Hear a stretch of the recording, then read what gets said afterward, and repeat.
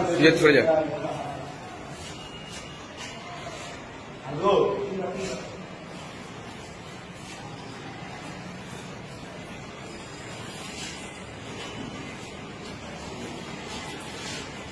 স্কুলের মধ্যেই হয়ে গেল সিঁদুর দান।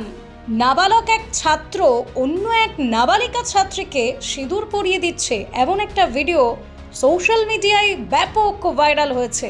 এই ভিডিওটি দক্ষিণ দিনাজপুর জেলার গঙ্গারামপুর ব্লকের নয়াবাজার উচ্চ বিদ্যালয়ে। ভিডিওটি ভাইরাল হতে স্থানীয় বাসিন্দা, অভিভাবক, প্রাক্তন ছাত্রছাত্রীদের মধ্যেও ক্ষোভের সৃষ্টি হয়েছে।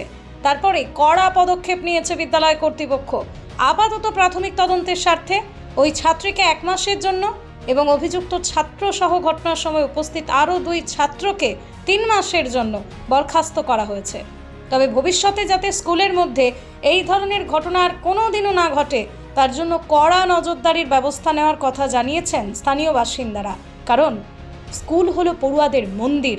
স্কুল থেকে ভবিষ্যতের পথ মসৃণ হয়। সেখানে যদি ছাত্রছাত্রীরা প্রেম করে, নাবালক নাবালিকারা এভাবে সিঁদুর দান করে বেড়ায়, তাহলে সংশ্লিষ্ট বিদ্যালয়ের শিক্ষার মান ও পরিকাঠামো নিয়ে যথেষ্ট প্রশ্ন থেকেই যাচ্ছে।